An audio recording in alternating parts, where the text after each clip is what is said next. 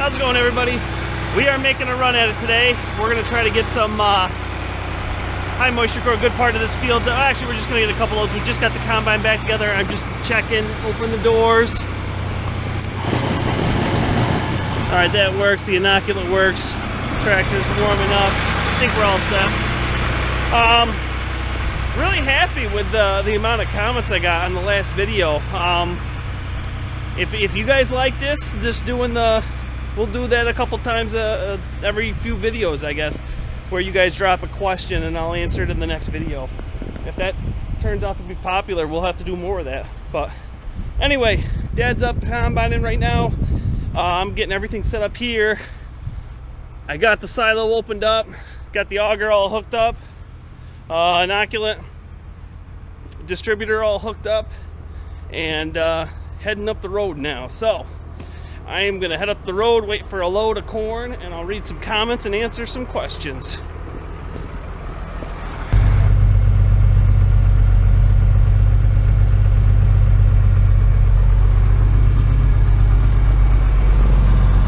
So let's get down to answer some questions. First question comes from Farming Vermont. How many loads of corn do you think are left to fill the silo? And great video, by the way. Thank you very much for the great video. I really appreciate that. I don't know. We never filled the silo. That silo came from a much bigger farm. We've never filled it. We put 40 loads in last year, and we still have more than enough corn. We're still on last year's corn. So that unloader has a belt on the front, and there's two different pulleys. You have the one pulley that runs most of the time, and then you have like the other pulleys for a faster speed. When you get down to the bottom and it starts to really slow down, you shut it off, put it on the other pulley, and it'll be a faster speed and clean up. Obviously, you don't want to go on the faster one when it's loaded up, or you're going to break your silo unloader. But we're not even close to transferring the belt over yet, and now we're not gonna because we're loaded up. So anyway, we're gonna finish off this field, and then we have one more partial field left on the river flat that we started chopping and filled the silo, so we didn't need. So we'll put that in. That'll be more than enough. Paul Case, are you able to dry the corn, or does it ferment like silage? Maybe you use it fast enough not to have a mold or rot problem. Good video. I like to see the older equipment getting it done. We always refer to the breakdowns as mandatory break time. I liked that. I LOL that one. Mandatory break time. No, we don't dry it down. We're actually running it at about 25% moisture is what this field's running also. We like to keep it running around 22 to 26. You get anything higher, or 20, you don't want to go too much higher than 26. If you go too much higher, you start getting close to 30 and above. It's not going to go through your hammer mill too good, and if you put it in too dry, it's not going to ferment too good. So anyway, next question. Ron Gross.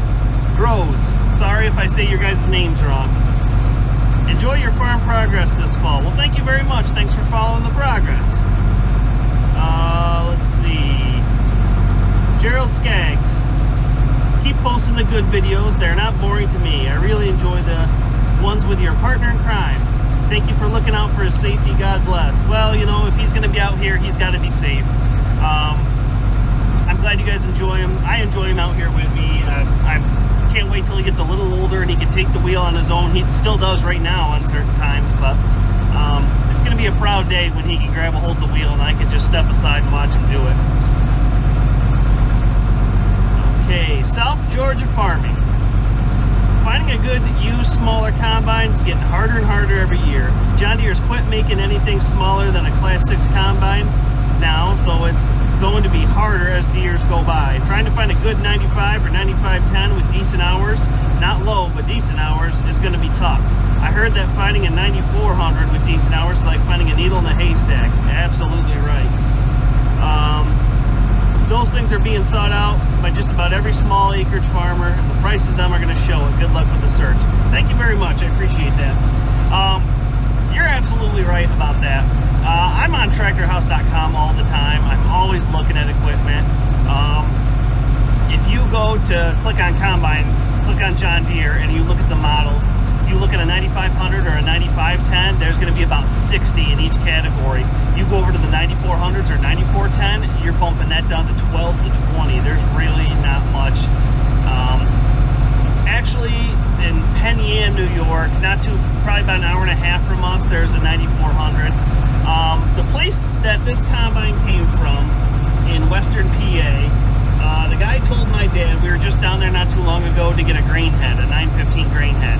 He went with a 915, a bigger grain head, thinking once we update the combine, we just need a corn head, so we don't need the grain head. But anyway, he told us, and I don't know, this is just another guy's word, but he deals with combines more than we do. And he said, don't be afraid with a combine with a little higher hours, like 4,000 hours, high 3s to 4,000 hours. He says, according to him, he said, those are the ones that they've had the parts replaced in. The combines, like a 9500 or a 9510, with very low hours, right now, is the reason why they traded them in is because the stuff's starting to go on it and it needs to be fixed. So instead of fixing it and going through it, they traded in for another one. So that was his theory anyway. So I don't know. I'll have to look at, when I start looking at some old combines, we'll have to see if that's true or not. But farming, fixing, and fabricating. I love that little market auger. That little auger does a great job. I even use it when we're filling the bins.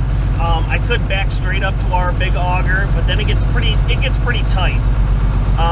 Between the back of the truck, the auger's right here with the PTO and the tractor, and it just, I don't like the close quarters. So I use that little auger also when I'm putting grain into the bin, and it does a good job, and it keeps a good pace. Uh-oh, I'm clicking stuff. My phone is very touchy. I'm reading them off my phone. My phone's very touchy.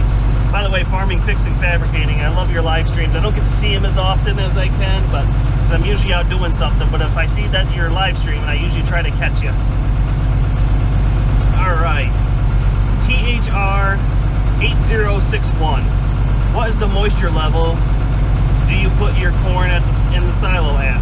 What additives do you use, if any, to your corn? Like I said, we try to keep it anywhere in that low to mid 20s.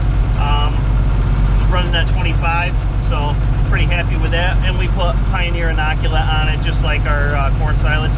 It's not the same inoculant.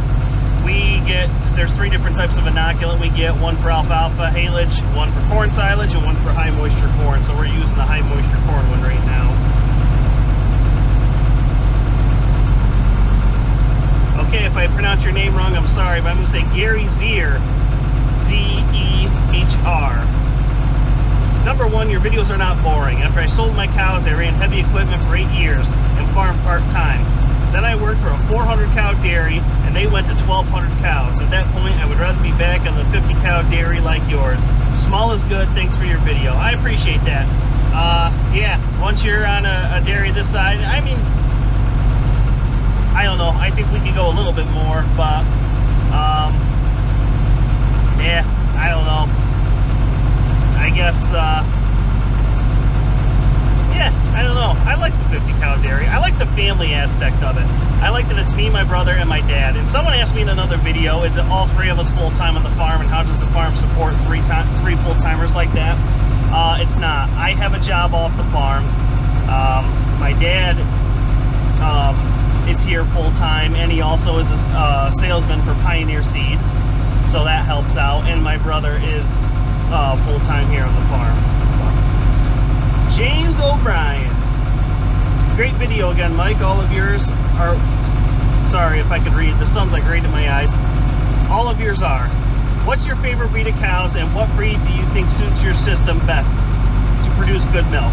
That's a good question.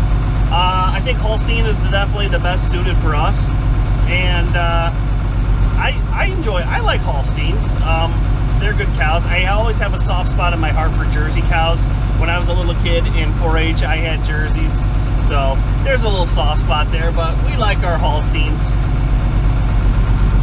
Excuse me. Mindy Rupp. We have a dairy farm and do high moisture corn. Oh, it's about to go black on me. Great video. Do you ever plan on to buy a 7810? Mindy, I would love to. I love some about those 7010 series tractors. I think they are beautiful tractors. We've had nothing newer than the 55 series here, but someday I would love to have a 7810 here. I think it's one of the best John Deere tractors John Deere ever made. I'd love to have one here, absolutely. Bud 56. Don't see too many farmers using a dump truck to haul grain. It looks like it works good for your operation, and that's all that matters. How many bushels does that truck hold? Thanks for the great videos. Well, thank you for the great comment. We don't see too many farm grain trucks here for sale. I'm sure there's more of them out west. The more out west you go. Actually, we are very lucky. We picked up this truck. Was a blacktop truck. Used to haul a paving guy used to have this truck. So the inside is pretty clean for being a blacktop truck. I assumed we don't overload it, but we say we put about 5 ton in it, which is it's just under 180 bushels. I bet you if I load it right up, I could probably get 200 bushel in there, no problem. All right, this is a long name. Andaman 1979999. Excuse me. If you get a newer, bigger machine, are you going to consider some custom work, question mark? I will say from personal experience, when we went from a 4400 with a 4-row combine to a 6620 with a 6-row, it was like going from a bicycle to your first car. And as a side note, at least you're not ear-picking corn. We did the mid-90s. Well, when I was a little kid, and first off, you're definitely right, we'd look at doing some custom work. With what we do with custom work, we want to make sure we're getting ourselves taken care of first. And so if we got a bigger combine and we're moving along a little quicker, I would definitely consider some custom work, absolutely. I said in the last video, before we got this combine, we had a new idea, corn sheller. And I'm going to turn some air on. It is like, it's chilly outside, but when you get in, it's sunny. The sun is out, and it's definitely making things warm in here. But before we had that corn sheller, and before we had that seal store corn unit, when I was a little kid, we had corn cribs, and we had a new idea corn picker. And they used to be, it was long, narrow, rectangular corn cribs. And my dad used to have a grinder mixer and mix his own feed. Actually, where the silo sits, there's the pipe, little auger that takes the corn out of the silo and drops it into the bell metal hammer mill. That used to be a little door that flopped down, and my dad would mix the feed up and back the auger into there. And where the hammer mill sits, he'd unload it right onto the floor. And of course, he'd shovel the feed into the cart and go around. That's why all old farmers you see are all hunched over, walk around, because they used to shovel material multiple times and handle it so many times before they actually fed it. But so we did do ear corn. Okay, Bob Snyder, what is the moisture on the corn that you're putting in the silo? 25%. All right, Devon Doolin, and sorry if I'm saying your name wrong. If you get a bigger combine, you might have trouble keeping up. Your dump truck would probably only hold at most 2 dumps out of it, and a newer machine would probably be able to go faster as well. You might want to think about getting a wagon or sideboards on your dump truck. Will increase the amount of grain going into the field anyway. Well, I think that's where this comes into handy. This will hold quite a bit of corn, and if we put two tank loads out of a newer combine, 9400 or a 9500, and 2 of them fill up that truck, I can get down to the field, probably dump and get back before this is full. So, and actually this does have extensions. If you look, there's that cross beam right there. That is where you would put your boards in, and the previous owner had them put metal in, and he had just made it look like it came from the factory, but that's actually metal extensions put in there. It looks like one piece. They did a great job. I don't know if you can see over on the other side, the inside, but you can see where that metal is. It goes up at an angle and where it comes straight across there, but that would be where your board is. So there is extensions put in there. I always try to unload and load it on this side because it's on the lower part and I can see it better than the high side. Looks like the combine's coming, so let's see if we can get another question in before he comes. Deborah Jones. Larry here. Can you store whole grain corn in the silo? I thought you would have to grind it first. Would it rot over time? When I was young and farming with a family, we picked ear corn and used a corn crib. Being high moisture, I thought it had to be a percentage moisture to be stored in a closed bin area. Thanks, Mike. Great videos. Well, thank you, Larry. I appreciate the compliment. And I'm going to hold off on there for right now as he fills me up. Yep, we put it in whole kernel. It does ferment in there, and if we left it anything over a year, a little over a year, it probably would start rotting over a period of time. But when I get back, I can show you guys the feed that's coming out into the feed cart. I mean, it's grinding up nice, and after it comes out of the silo, it goes into a valve metal hammer mill, and it grinds it up into a really nice feed. So I can't complain about that. But anyway, I'm getting loaded up here, and yeah, let me load up the dump truck, and we'll do some more questions. All right, let's see if I can walk and talk at the same time. Tommy boy, great video. How many acres does your family farm operate, and how many milking cows? Thank you for the compliment. We milk about 50. The barn holds 52, so I'm just gonna ballpark say 50. We rent a lot of ground, so it all depends. I'd say we're not huge farm, so probably around 700 acres, I'd say. So, next comment, Cody Anderson. I'm gonna trip over a corn stalk. So, glad to see you're getting around with all the nasty weather we're having. I don't get on my fields to keep up, I don't dare get on my fields to keep up the good work. Good to see the young one involved. My oldest took a calf to the FFA fair, and he was so proud of that. You know what? I read that comment. Good for your oldest. I hope they did well, and I hope they really enjoyed that. My daughter shows a calf each year, and it's a little. She's excited to go to the fair. It's getting a little much, trying to get her to get motivated at first. Like, hey, you got to go down and lead your calf. You got to get ready. But once she starts going, she really enjoys it. So. Let's see. All right. And with that, there's a really good comment coming up, so I'm going to hold off on that and hop in the truck and start unloading some corn. So I can clip it in my cell phone clip. Back to the silo. So guys, I went through the footage. This is obviously the next day. It's a beautiful day. And I went through the footage of everything of me answering the questions, and I'm pretty long-winded sometimes, and I can drone on a lot of times, but so I'm probably gonna break this up into 2 separate videos. That way it's not one big huge video.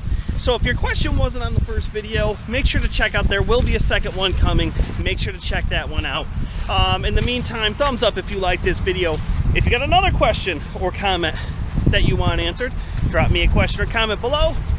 Hit that thumbs up button, hit that subscribe button if you have. Thank you already, and I will see you on the next video.